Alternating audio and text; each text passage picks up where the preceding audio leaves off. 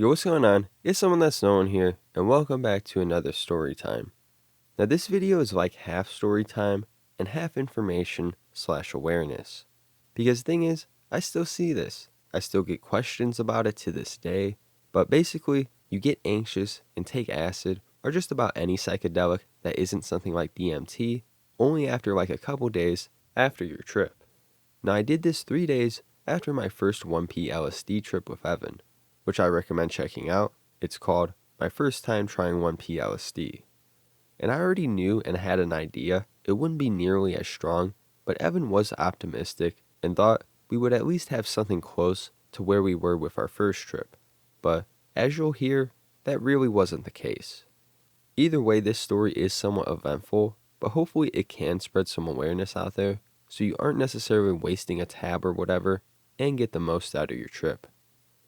So to start this off, Evan had been kind of hinting on wanting to do more acid since after we tripped. This wasn't something we really planned, it just came up as an opportunity as we had a free night ahead of us. Now we didn't really have a plan other than to hit up Marcel's crib later, as it was his sister's birthday. We'll call her Jasmine. Now I've known and been friends with Jasmine since elementary school, so it wasn't anything odd for me to show up and bring Evan along with. Now the night before, Evan came over to smoke at the park like we normally would, and I was actually planning to sell the rest of the tabs I had to Michael, another good friend who has been in some stories. He wanted to buy my last 3 for a solid price, and I wasn't going to refuse. Plus I figured we could always get some more, and it would be some time yet before we would be reset for another trip. But you already know, this isn't what happens necessarily. Now Evan really didn't want me to sell all those tabs, but I was somewhat set on it. I remember him saying, yeah, if he doesn't buy them, we might as well do them. We could always get more. And I would just tell him based off my research and what others have told me, it would be better to wait for the full thing. Which is why we are making this video today, so you don't end up wasting your time and substances doing what we did here. I wasn't totally against doing it myself though. I didn't know how strong of a tolerance there would actually be. This would only be my second time taking acid, you know? So maybe there was some potential for another trip like that, but it would be nowhere near the first trip we had. Now the day of, much doesn't really happen until late. The plan was to hit up Michael's and sell him the tabs. Then we would go back for Jasmine's party, which I kind of felt bad about, but I'll get into why when we get there. Now Evan was actually supposed to buy some alcohol for Jasmine. Well, through his cousin that is, since we weren't of age at the time. But I remember that never ended up happening.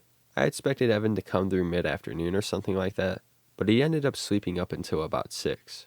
And by that point, we had found another person to get alcohol for Jasmine. But Evan hits me up and asks what the word was.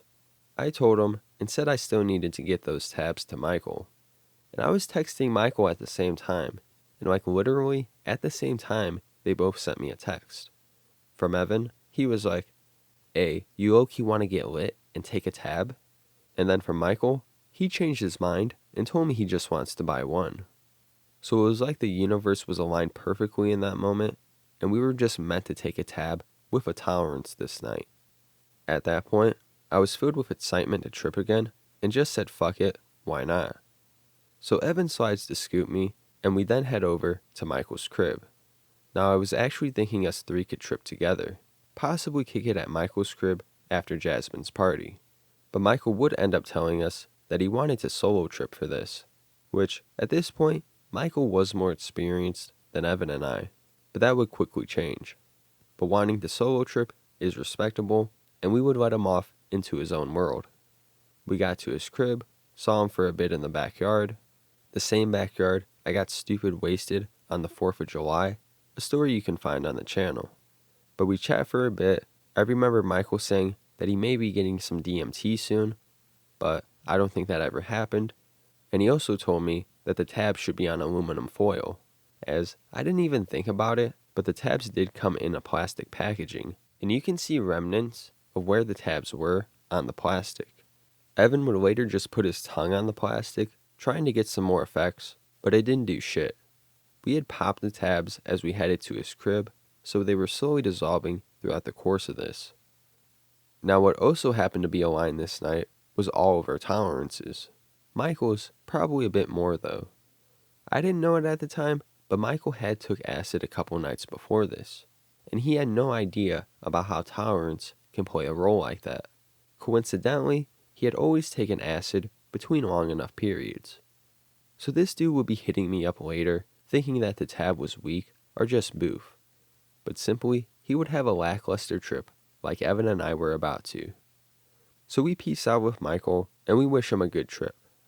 Evan was somewhat in a rush to get back over to the party, as, if you remember, driving became an almost impossible task for Evan on our first trip. Neither of us wanted a repeat of that, especially since Grace or someone else wasn't there that could take over. Now I'm not saying I didn't feel this acid this night, but the main thing about it wasn't so much as a trip as it was just a high with some slight visuals and some impact on my behavior. While with my first trip, I felt like I jumped into an ocean of psychedelia. This experience was more like getting my feet wet, if anything. I was pretty optimistic about it the whole time though, trying to enjoy and bring the most out of it. But I will admit with this, the experience felt more so fueled by me rather than the psychedelic itself. Now we get to Jasmine's party, and it turned out to be a lot bigger than I expected. I was expecting a small get-together, maybe like 10 people or so, and kick it. But this year, she went out pretty big, having at least like 30 people or so, most of them being around her age, which she's like 3 years younger than us. Now I can say that being in such a situation can bring out some feelings of anxiety and awkwardness for me just naturally, and this turned out to be what was probably the strongest quality about my trip this night.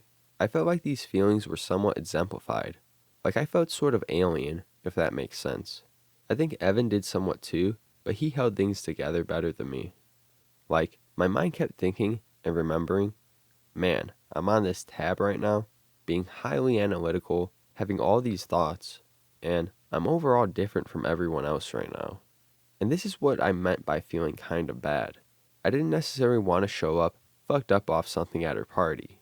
I genuinely just wanted to be there as a friend, you know? But I felt like I couldn't talk at certain points or just mesh in with the vibe going on. And Marcel and Jasmine knew Evan and I took a tab.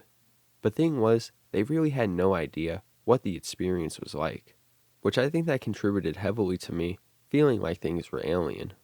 I'm pretty sure their mom knew I was on something. I think she just thought we smoked weed or something like that, which, given the way I was acting, I could have easily passed for being stoned as fuck. But I mean, it wasn't bad. I saw some people I knew and chatted a bit with them. Plus, we really didn't have the attention on us, which also helped us chill out a lot. It was Jasmine's birthday party, so most of the attention went her way, respectably so.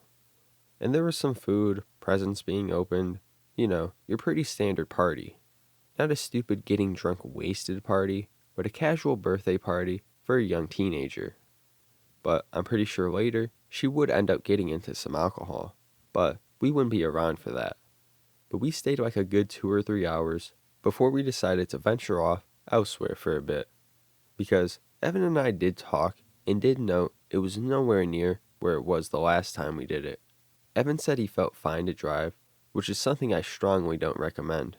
At the time, I did feel a little wavy. There was some light color enhancement as well, but my mind felt pretty standard for the most part. The main reason Evan wanted to leave, though, was to smoke some weed, hoping that can boost the trip up. But I remember telling him nah. I told him I wouldn't do it again for a while. If you saw the 1P LSD story, you know why. I had a really bad reaction that threw my trip into a really uncomfortable state, filled with anxiety and thought loops, to the point where I thought my heart was going to jump out of my chest. I didn't want to be anywhere near that again, so I was firm with my decision not to smoke. Because even then, just smoking weed alone after would cause a similar reaction and bring back that state of discomfort. I go into this a lot deeper in my video of how I dealt with cannabis anxiety after tripping. But point is, for this night, I wasn't going to smoke. So we get back to Evan's crib and chill in his room. He put on Narcos, and I believe this may have been the first time I saw it, but Evan put me onto that, and we got heavily invested into the show. Evan would smoke a half blunt he had left over, and puff it out his window during. Now, I really enjoyed this part of the experience, but honestly, I have to give credit to the show and how captivating it can be. Around midnight or so, we decided to go on a walk for a smoke. I was somewhat worried about this because I just know the area we were in could be crawling with cops sometimes. But Evan trusted nothing would happen, and he was the one who lived there, so. But the walk was enjoyable. I will say that taking the tab did wake us up and keep us up somewhat late. Similar to the first trip, but nowhere near as intense. It was nice and cool out, and overall, it was a relaxing experience. I'm pretty sure I was feeling it a bit more though than Evan, because I did want to go on a second walk a couple hours later, which he wasn't really down for. But we got back, watched a bit more, and then decided to call it. Evan was starting to get tired, probably from the weed he had smoked, and at this point, he would drop me off. We said peace out, and that was basically the whole trip. Nothing really extraordinary happened this night, which, with a tab, it being only our second time, it should be to some degree. Now this may work if you up your dosage, say we did 2 tabs instead. That could have brought us to a similar space in our first trip, which I hear some people doing and it going well. But in my honest opinion, and I still practice this as much as possible, I think it's best to wait 2 weeks before you trip again. And even that can be argued. Some may think it's better to wait months. Just tripping that frequently can kill some of the magic. But for sure on a physical level, you most likely are going to be fully reset after 2 weeks of abstaining. And I think part of that is just having respect for psychedelics, having the patience to get the most out of the experience. Having that mindset can make the overall experience better as well, because psychedelics aren't just like any other drug you pop and get high off of. They're life-changing tools essentially. And with this video, the main message is to just respect your tools, show them care, and use them efficiently. So we're going to end it there for today. Hopefully this did bring some awareness to some of you out there, and hopefully you did enjoy the story. If you want to see more stories or other videos like this, let me know in the comments below and we can do this. If you have a trip report you want me to read, send it to NoOneSubmitReport@gmail.com. If you enjoyed today's video, do me a favor, like the video, subscribe to the channel if you haven't already, follow the socials, and share the video. It's been someone that's no one, and I'll see you guys next time. Peace out.